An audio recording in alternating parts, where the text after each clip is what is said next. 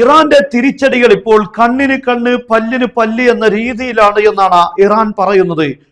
പ്രവിശ്യയിലുള്ള middle ഈസ്റ്റിലുള്ള എല്ലാ ബാങ്കുകളുടെ അടുത്തു നിന്നും ആളുകളോട് ഒഴിഞ്ഞു പോകാനാണ് ഇറാൻ ഇപ്പോൾ ആവശ്യപ്പെട്ടിരിക്കുന്നത്. പ്രത്യേകിച്ച് ഗൾഫ് രാഷ്ട്രങ്ങളിലൊക്കെയുള്ള ബാങ്കുകൾ, ഈ ബാങ്കുകളുടെ പരിസരത്തു നിന്ന് 1 കിലോമീറ്റർ അകലം പാലിക്കണമെന്ന് ഇപ്പോൾ ഇറാൻ വ്യക്തമായ മുന്നറിയിപ്പ് നൽകിയിരിക്കുകയാണ്.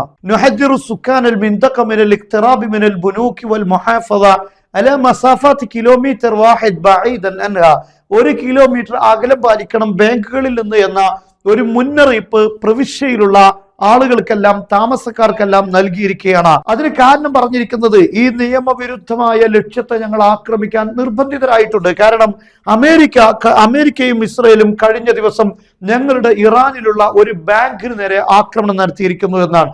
അതുകൊണ്ട് അമേരിക്കക്കാർ മനസ്സിലാക്കുക, തുല്യമായ ആക്രമണമായിരിക്കും ഇറാന്റെ ഭാഗത്തുണ്ടാവുക. നിങ്ങൾ എന്താണോ ആക്രമിക്കുന്നത്, തിരിച്ചടി അതായിരിക്കുമെന്ന് ഇപ്പോൾ ഇറാൻ ഓർമ്മപ്പെടുത്തുന്നു.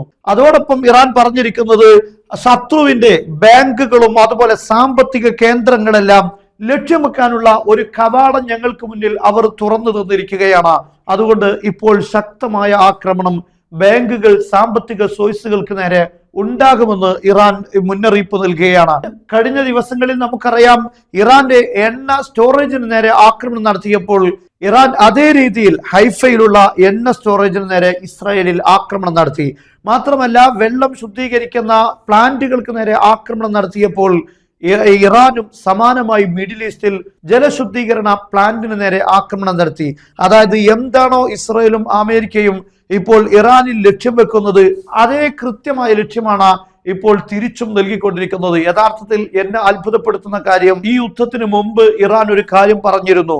അതായത്, ഞങ്ങൾ ഇപ്പോൾ ഡിഫൻസ് സംവിധാനങ്ങൾക്കല്ല പ്രയോറിറ്റി നൽകുന്നത്, പ്രതിരോധങ്ങൾക്കല്ല പ്രയോറിറ്റി നൽകുന്നത്, ഞങ്ങൾ ആ തിരിച്ചടിക്കാണ്, ആക്രമണങ്ങൾക്കാണ് പ്രയോറിറ്റി നൽകുന്നത് എന്നാണ്.